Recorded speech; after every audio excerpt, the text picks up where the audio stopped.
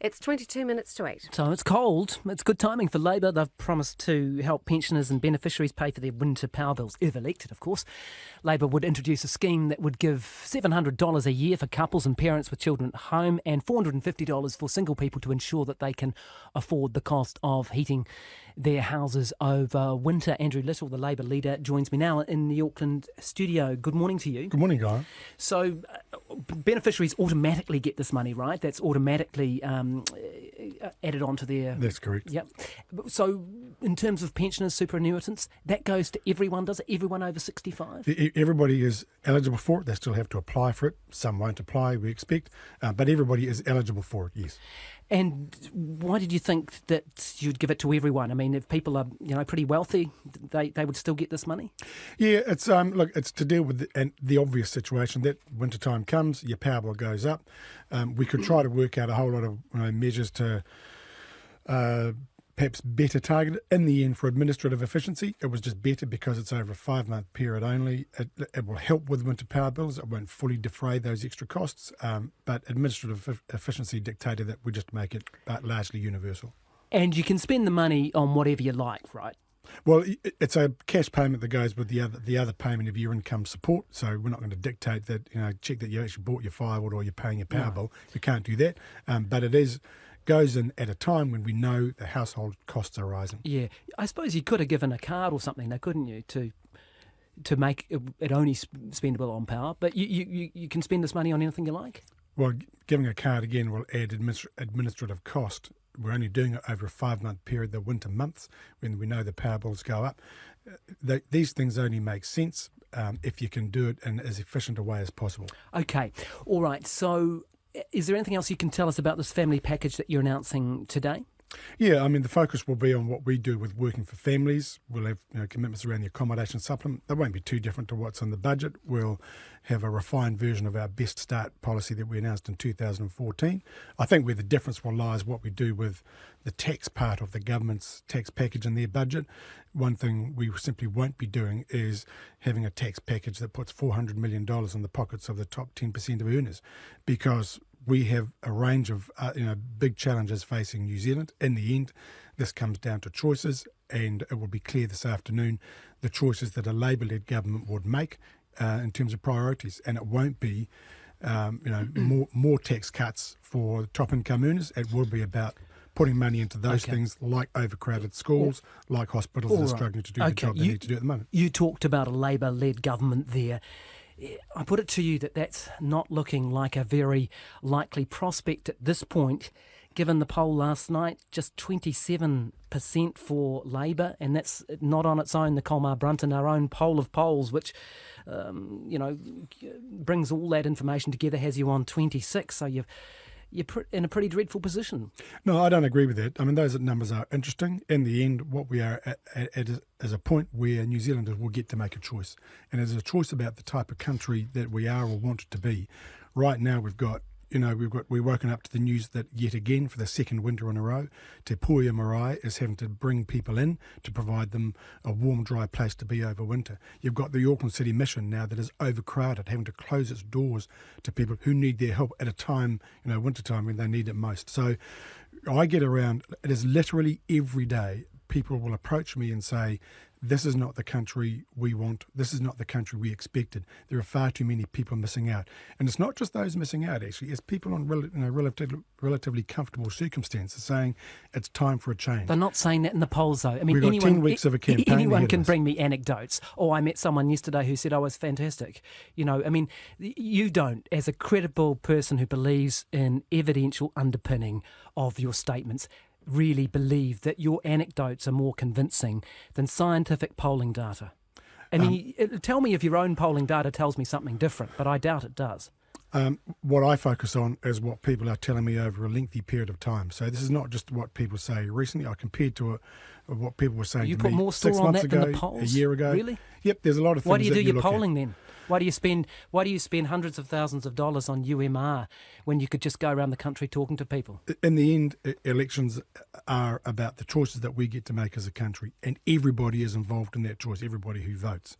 What is most important is what happens on the 23rd of September.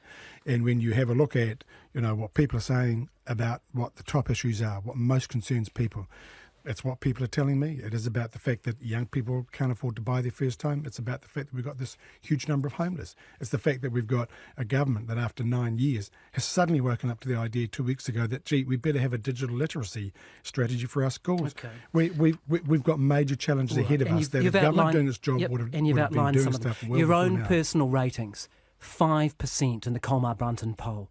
95% of the country don't want you to lead them. I mean, surely that's a pretty brutal message that you are not connecting with people. When I get around the country and do the public meetings that we're doing, I've been doing since the beginning of the year, we've had record turnouts to those meetings. They've been totally oversubscribed, and the response has been very positive, has been very good. So, look, again, interesting numbers, not fazed by it. We've got a job to do, which is about getting the policies lined up, getting a campaign together and campaigning hard about the message that New Zealand has got, which is a choice on the 23rd of September. Okay, well, at fourth in the preferred PM rankings and at half Winston Peters' level in the preferred PM rankings, have you considered resignation as Labour leader? No, don't have to. And look, in the end, the election is going to come down to the choice that we make about the type of country we want. So many New Zealanders telling me we've got to change things, and they're right. And the only way we get to change things is if there is a change of government. And there's only one party that can lead a change of government, and that's the Labour Party. Okay, but you're looking at two other parties to form this government. You told us last week on Morning Report, in your interview with Susie Ferguson last week, that there would be MPs from those three parties, Labour, the Greens and New Zealand First, in a cabinet. Now, that's looking a little bit messy too, isn't it? You've got New Zealand First and the Greens at each other's throats with accusations of racism. That three-way coalition and three-way sharing of cabinet, it's not looking that tidy this morning, is it? If I counted the number of times that we've had ACT Party MP David Seymour attacking the government in Parliament, the Māori Party attacking the government in Parliament. But here's the difference, just quickly. If I could finish my answer, because this is important, because you've taken one event over the weekend and said, therefore, none of this is possible. National's got 59 seats, and they're a party with a couple of seats. I mean, it's a very different scenario, and they're dependent on those parties to have the numbers to pass legislation in Parliament. So, look, the reality is that the Green Party has a good relationship with us, the New Zealand First has a good relationship with us, and the truth is they've had a good relationship between each other for a lengthy period of time. They've actually got a fair amount of common ground, but they are two different parties, and they've got a different emphasis, they've got different styles, and I imagine there will be the odd disagreement, even the odd spat. Big deal. Is it possible to put together a stable government that will deliver on the things that New Zealanders are telling me, and no doubt telling those two parties that we desperately need? Better housing, better education, better hospitals. Yeah, too darn right it is. With Winston Peters and Materia Ture and James Shaw and yourself, the three-way coalition, you think that's going to be a goer? If there's one thing that is very clear that we all agree on, and actually if you look closely, we're all campaigning on, it is that things have to be different. There has to be change for New Zealand, and the only way that happens is if there is a change of government. We are all committed to that. So look, there will be the odd bust out, I'm sure, but we are totally committed to doing the stuff that's going to make a difference for New Zealand, and that only happens when we get to change the government. Thank you for your time this morning and for coming into the studio. Much appreciated. That is Andrew Little, the Labour leader. It's 14 to 8. Thousands of people are out of their homes and thousands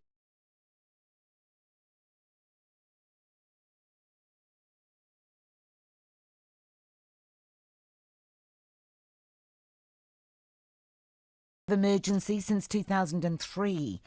With forecasts for more hot, dry weather, things might only get worse. Journalist Craig McCulloch is in British Columbia. Hi, Craig. What's the latest figures? Well, the latest figures are very much in line with what you just said, Ken. We have 225 wildfires right now around British Columbia, well, at least the ones that the government knows about. Combined, they cover over 230 square kilometers. The real human toll is that 10,000 people have been evacuated. Just a few minutes before I came to air with you, there was another evacuation that went out to part of another town, a town called Williams Lake, and that's a town of 10,000, and certain suburbs, if you can call it, of Williams Lake are being evacuated. And we also have 3 towns that have been totally evacuated: 100 Mile House, Ashcroft, and Cache Creek. as well as a lot of rural areas and First Nation or Aboriginal reserves. Where are all these people going, Craig? Well, that's a good question. Some of them have gone down to a town called Kamloops, and others have gone up to a town called Prince George, which was not named after the son of William and Kate, but has been up and running for a number of years. Progressively, they will be coming down here, down towards the Vancouver area. Basically, they're taking whatever is